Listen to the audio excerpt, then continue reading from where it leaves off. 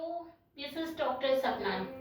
बेटा मैंने आपको सॉल्यूशन चैप्टर पढ़ाया था, उसमें ऑलमोस्ट सारी ही चैप्टर में जितने टॉपिक्स थे वो मैंने क्लियर करवा दिया। अब नेक्स्ट वन मैं आपका केमिकल काइनेटिक्स ले रही हूँ, जो बहुत इंपॉर्टेंट है, बहुत इंपॉर्टेंट चैप्टर है। और इसमें जितने भी टॉपिक्स हैं वो सारा एक्सपेरिमेंटल से रिलेटेड है। मींस कंसंट्रेशन कैसे डिक्रीज होती है, किस तरीके से स्पीड अफेक्ट करती है फैक्टर्स के थ्रू। तो ये सारा का सारा हम किस में पढ़ेंगे, केमिकल काइनेटिक्स में। So let's start and everyone join this channel deep study. So welcome to you all of the students which are studying in 11th and 12th both of the classes. So the chapter is here chemical kinetics. Chemical kinetics. अभी जैसे मैंने आपको बताया chemical kinetics, chemical का means क्या होती है, जितनी भी केमिकल इक्वेशन है, केमिकल इक्वेशन है, ठीक। और प्लस काइनेटिक्स, काइनेटिक्स क्या होता है, स्टडी किसकी करता है, स्टडी ऑफ स्पीड और चेंज इन कंसंट्रेशन। मीन्स क्या हुआ कि जब हम कोई केमिकल रिएक्शन स्टार्ट करते हैं तो किस तरीके से हमारी जो कंसंट्रेशन होती है रिएक्टेंट्स की डिक्रीज होती है with the passage of timing, कि हमारा रिएक्टेंट धीरे धीरे डिक्रीज होता है और प्रोडक्ट क्या होता है, इंक्रीज होता है। तो मीन्स हमने क्या किया, हमने स्टडी किया rate of the reaction, concentration में क्या क्या चेंजेस हो रहे हैं, कौन कौन से फैक्टर्स अफेक्ट कर रहे हैं। तो अगर हम एक सिंपली डेफिनेशन पूछें कि what is the definition of chemical kinetics, तो केमिकल काइनेटिक्स क्या है, it deals with the study of the speed or rate of chemical reaction and factors affecting the rate of reaction and mechanism by which the reaction proceed is known as chemical kinetics. तो chemical kinetics हमेशा chapter का जो name होता है उसी से ही हमें पता लग जाता है कि इस चैप्टर में क्या क्या है। तो जिसमें हम स्पीड पढ़ रहे हैं, कंसंट्रेशन पढ़ रहे हैं। अब सपोज आप लैब में जाते हैं, तो लैब में जाते हैं, आपको मैम क्या करती है, बीकर में कोई भी सॉल्यूशन देती है, तो आप धीरे धीरे क्या करते हैं, उसको हीट करते हैं। तो मीन्स क्या होता है, जो रिएक्टेंट है वो क्या होता है, धीरे धीरे डिकम्पोज होके एक न्यू प्रोडक्ट बनाता है। तो हम टाइमिंग से देखते हैं कि किस तरीके से आपकी कॉन्सेंट्रेशन चेंज हो रही है, डिक्रीज हो रही है, प्रोडक्ट हमारा इंक्रीज हो रहा है, और रिएक्शन हमारी किस तरीके से है, मतलब फास्ट हो रही है, स्लो हो रही है, या मीडियम रेट पे हो रही है, मॉडरेट हो रही है। तो ये सारा का सारा हमारा किस में आता है, केमिकल काइनेटिक्स में आता है। तो अगर हम जनरली भी देखें, आप कोई भी प्रैक्टिकल करते हैं, कोई भी रिएक्शन करते हैं, सिंपली एक टेस्ट ट्यूब लो, उसमें आप कोई रिएक्टेंट डालो, पानी डालो और उसको हीट करो, तो भी आप क्या देखते हैं कि हमारा जो रिएक्शन हो रही है वो किस तरीके से धीरे धीरे चेंज होके आपको प्रोडक्ट दे रही है। तो ये सारा का सारा एक आप एक्सपेरिमेंट के थ्रू अपने आप चेक कर सकते हैं कि कैसे हमारा प्रोडक्ट बनता है, कैसे हमारी स्पीड चेंज होती है, कैसे हमारा कंसंट्रेशन चेंज होता है। ठीक बेटा, अब देखते हैं classification of reaction on the basis of rate of reaction.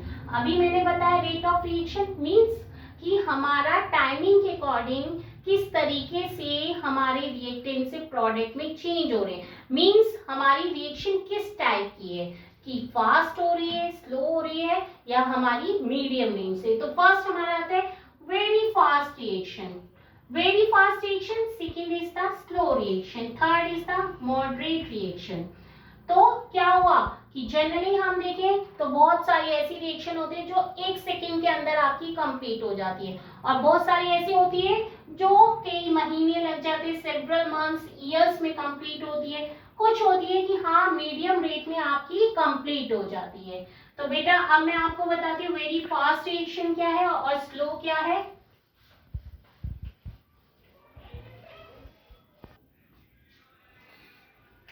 अब हमारा फर्स्ट था बेटा very fast reaction. Fast reaction कौन सी होती है, अब आप 9-10 से पढ़ते आ रहे हैं कि भाई आयनिक रिएक्शन होती है, हमने मिक्स करा सॉल्यूशन, फटाफट से प्रोडक्ट बन गया। तो मोस्टली जितनी भी हमारी आयनिक रिएक्शन होती है, सपोज हमने लिया NaCl प्लस वाटर और रिएक्शन को प्रोसीड करते हैं तो हमारा बन जाता है NaOH प्लस HCl। ठीक है, तो मीनिंग क्या हुआ कि यहाँ पे जो थे हमारे Na ये भी पॉजिटिव है, ये एनायन है, वाटर भी हमारा क्या है आयंस में है। तो जो रिएक्शन हमारी आयंस में होती है वो एकदम से क्या हो जाती है चेंज हो जाती है। अब जैसे हमने लिया AgNO3 का सॉल्यूशन लिया, AgNO3 प्लस H2O कर लो आप, तो आपका क्या बन जाएगा AgOH बन गया प्लस आपका क्या बन गया HNO3 बन गया। ठीक, ऐसे बहुत सारी रिएक्शन है, कोई भी ले सकते हैं। BaCl2 लिया आपने, BaCl2 प्लस H2SO4 से रिएक्शन आपने करवा दी तो ये आपका बन गया BaSO4 प्लस 2HCl, बैलेंस अपने आप कर लेना। ठीक, तो ये जितनी भी रिएक्शंस हैं ये सारी क्या है आयनिक रिएक्शन है। क्या है बेटा आयनिक रिएक्शन है। अब आयनिक रिएक्शन हमारी फास्ट क्यों होती है? द क्वेश्चन इज अराइजेस कि हमारी आयनिक रिएक्शन फास्ट क्यों होती है? क्योंकि जो हमारे रिएक्टेंट ऑलरेडी आयंस में है वो क्या करेगा, वो पहले से ही हमारे बॉन्ड ब्रेकिंग में है। ठीक है, जो चीज पहले से ही ब्रेकिंग में है और वो क्या करेगी फटाफट से आपका रिएक्शन करेगी और प्रोडक्ट में चेंज कर देगी। There is no requirement the energy to breaking the bonds of NaCl and the water. वो ऑलरेडी क्या है आयंस में है, that's why they are showing the very fast reaction. वो इजीली क्या करेगा आपस में मॉलिक्यूल्स कोलाइड करेंगे और आपका प्रोडक्ट बन जाएगा। इसलिए हमारी जितनी भी आयनिक रिएक्शंस होती हैं वेरी फास्ट होती है। ठीक, अब सेकेंड वन मैंने आपको बताया था स्लो रिएक्शन। स्लो रिएक्शन कौन सी होती है? स्लो रिएक्शन जैसे आपने देखा लोहे पे जंग लगना, रस्टिंग ऑफ आयरन, तो स्लो रिएक्शन का क्या एग्जांपल हो गया slow reaction, rusting of iron, rusting of iron. अब इसमें हमारे सेवरल मंथ्स लग जाते हैं। ठीक है, कई साल लग जाते हैं। धीरे धीरे हमारा क्या होता है कि ऑक्सीजन जो है आयरन के ऊपर ऑक्साइड की लेयर बना देती है। तो उसके लिए ऐसा नहीं कि फटाफट से आपका क्या हो जाएगा ऑक्साइड की लेयर क्या कर देगी उसको डिपॉजिट कर देगी। तो इसमें हमारे क्या होते हैं बहुत सारा टाइम रिक्वायरमेंट हो जाता है। थर्ड वन थी हमारी मॉडरेट, जो ना जल्दी से क्या होती है प्रोडक्ट बनाती है और ना ही हमारा क्या करती है जल्दी से हमारी कंप्लीट करती है। उसको हम क्या बोलते हैं मीडियम या मॉडरेट रिएक्शन। क्या बोलते हैं मॉडरेट रिएक्शन।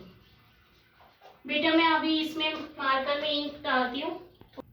हाँ बेटा, तो मैं किसकी बात कर रही थी मॉडरेट रिएक्शन की बात। मॉडरेट क्या है जो मीडियम रेट से चलती है, मीन्स जो ज्यादा फास्ट भी नहीं है और ज्यादा आपकी स्लो भी नहीं है। तो हमारा मॉडरेट रिएक्शन में क्या होगा C12H22O11, क्या है ये हमारा सुक्रोज। ठीक, जब हम इसको हाइड्रोलिसिस करेंगे तो आपका क्या प्रोड्यूस हो जाएगा C6H12O6 प्लस C6H12O6। तो ये हमारा क्या है एक ग्लूकोज का मॉलिक्यूल है, एक हमारा किसका है फ्रक्टोज का है। ठीक, तो इसमें हमारा जो हाइड्रोलिसिस किया है ये हमारा क्या है कोवलेंट मॉलिक्यूल है। मैंने पहले भी बताया था कोवलेंट मॉलिक्यूल में शेयरिंग होती है, आयनिक बॉन्ड में ऑलरेडी आयंस में होती हैं।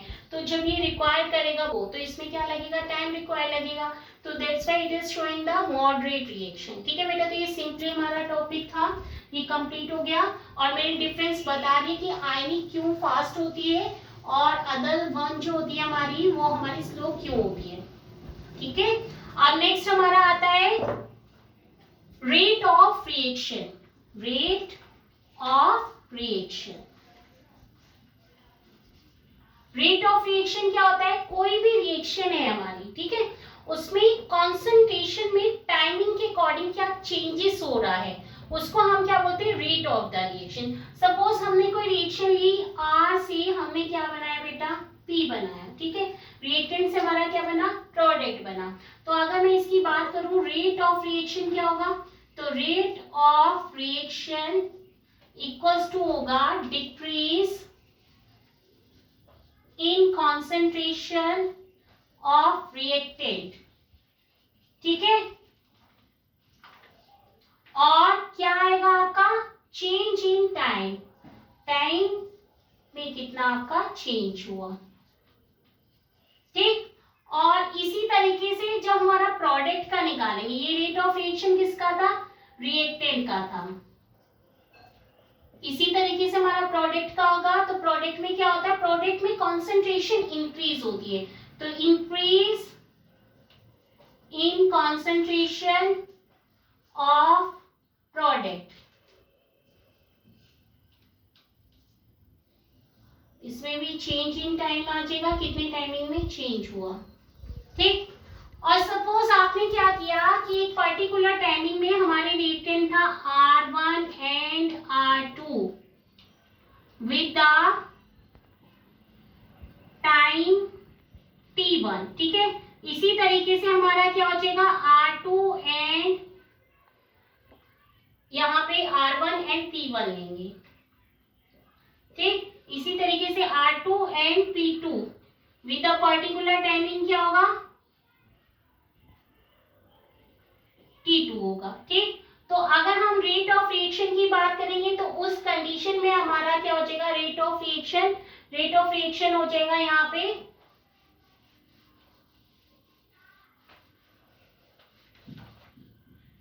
डेल R हो जाएगा अपॉन डेल T, इसका मतलब हो जाएगा R2 माइनस R1 और क्या हो जाएगा T2 माइनस T1, ठीक। इसी तरीके से हमारा प्रोडक्ट होगा, प्रोडक्ट में भी क्या है P1 P2, एक बार P1 बना दूसरी बार P2, तो इसमें क्या हो जाएगा delta P upon delta T और ये बन गया हमारा P2 minus P1 upon T2 minus T1।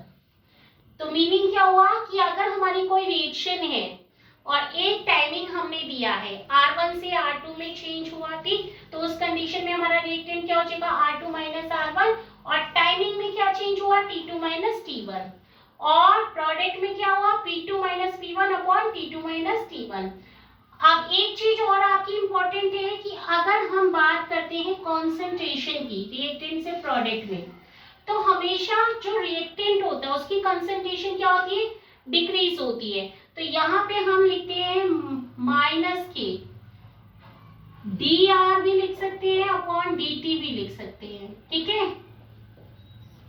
और पॉजिटिव के dp अपॉन dt, पॉजिटिव और नेगेटिव साइन शो करता है डिक्रीज इन कंसंट्रेशन, किसकी कंसंट्रेशन चेंज हुई, रिएक्टेंट की, ठीक है। और P जो होगा इंक्रीज इन कंसंट्रेशन होगा,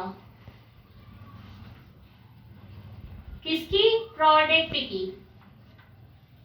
क्यों, क्योंकि हमारा जो रिएक्टेंट्स है वो धीरे धीरे डिकम्पोज होगा, मींस जो रिएक्टेंट की कंसंट्रेशन है वो क्या होगी, नेगेटिव होगी क्योंकि डिक्रीज हो रही है। अब जो पार्ट डिसोसिएट हो रहा है वो क्या बनेगा, प्रोडक्ट बनेगा। तो प्रोडक्ट में क्या हुआ, कंसंट्रेशन इंक्रीज होगी। और माइनस जब हम R लेंगे तो R2 minus R1 negative multiply होगा तो हमेशा पॉजिटिव में ही आपको मिलेगा। बट जो ये नेगेटिव साइन है वो सिर्फ इंडिकेट क्या कर रहा है कि कंसंट्रेशन आपकी क्या होगी, डिक्रीज होगी और प्रोडक्ट में क्या होगी, इंक्रीज होगी। यस बेटा, तो ये क्लियर हो गया आपको, I think is it clear. हमेशा आपको ये ध्यान रखना है कि आपका जो रेट ऑफ रिएक्शन होगा वो कंसंट्रेशन रिएक्टेंट और प्रोडक्ट का किसके साथ, टाइमिंग के अकॉर्डिंग जो चेंज हुआ that is called the rate of the reaction, ठीक है बेटा। अब मैं आपको इसी का ही एग्जांपल देती हूँ, एक पर्टिकुलर इक्वेशन का, उसके अकॉर्डिंग आपको बताती हूँ।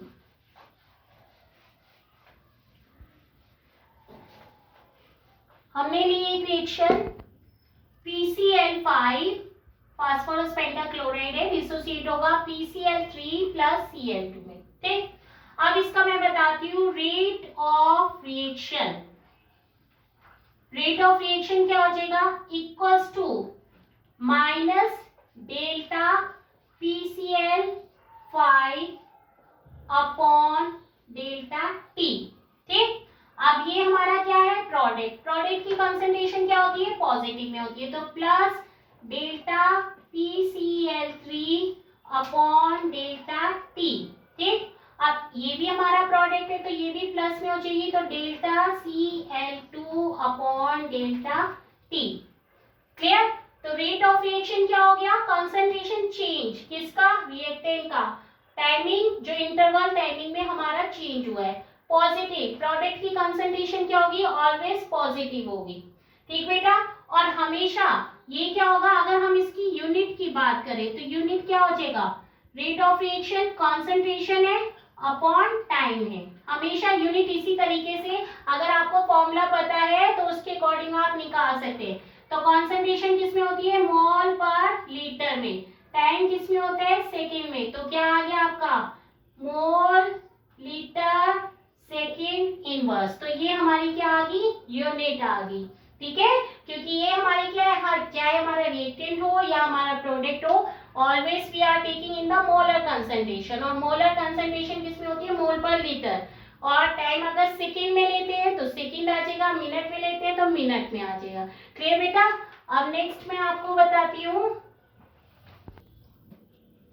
हाँ बेटा, अब ये आपका एवरेज और इंस्टेंटेनियस रेट आया, एक सिंपल सा टॉपिक है, इसमें ज्यादा कुछ नहीं आता, अगर एग्जामिनेशन में देखे तो सिंपल सी डेफिनेशन और न्यूमेरिकल सिंपल ही आते हैं, जो इस फॉर्मूले से आपको क्लेरिफाई हो जाएंगे। तो average rate of reaction RAV, ये डिपेंड करता है minus delta R upon delta T. ये जो डेल्टा है बेटा, डेल्टा का मतलब है जब हमारा लास्ट डिफरेंस आता है कॉन्सेंट्रेशन में। ठीक, और जब लास्ट की बात करते हैं तो हमारा आ जाता है एवरेज, और जब हम स्मॉल की बात करते हैं इंस्टेंटेनियस, मतलब एक पर्टिकुलर इंस्टेंट पे 0.1 सेकेंड में क्या कॉन्सेंट्रेशन था, 0.2 में कितना कॉन्सेंट्रेशन चेंज आया, मतलब एक पर्टिकुलर इंस्टेंट की बात करें, स्मॉल चेंज की बात करें तो हम dx ओवर dt लेते हैं। अगर हम लार्ज चेंज की बात करें, जैसे मिनट में हो गया, आवर्स में हो गया, तो वो हमारा क्या हो जाता है, एवरेज रेट हो जाता है। जैसे सपोज हमने ये ग्राफ ले रहे हैं, यहाँ पे हमारा क्या है, 0.1 है, यहाँ पे 0.2 है, और यहाँ पे 0.02 है, और यहाँ पे 0.004 है, तो 0.2 में हमारा 0.2 सेकेंड में कॉन्सेंट्रेशन कितनी आई, 0.004 आई, तो ये हमारा क्या हो गया, इंस्टेंट आ गया, मतलब एक पर्टिकुलर सेकेंड में हमारा कितना चेंज आया कॉन्सेंट्रेशन में। एवरेज में क्या हो गया, 4-6 मिनट हो गया, 8 मिनट हो गया, उस टाइमिंग पे कितना चेंजेस आया, वो हमारा क्या हो जाता है, एवरेज। यहाँ पे लिखा हुआ है डेल्टा, मतलब जिसमें लार्जर अमाउंट में चेंज होता है, डी का मतलब क्या हो गया, जिसमें स्मॉलर चेंज में, तो हमें पता होना चाहिए डी जो हमारा स्मॉल चेंज होता है, डेल्टा जो हमारा एवरेज रेट ऑफ रिएक्शन को बताता है। आई होप सभी बच्चों को समझ में आया होगा कि मैंने एक जनरल टॉपिक सभी आपको पढ़ाए हैं, रेट ऑफ रिएक्शन क्या होता है, किस तरीके से हमारा फॉर्मूला डिराइव होता है, क्या क्या उसकी यूनिट होती है, क्या हम इस चैप्टर में पढ़ेंगे, क्या क्या हमारा एक्सपेरिमेंटल, किस तरीके से हमारी कंसंट्रेशन चेंज होती है। तो बेटा आप मुझे कमेंट करके, शेयर करके, प्लीज सब्सक्राइब, जितने बच्चों ने नहीं किया है वो भी करें।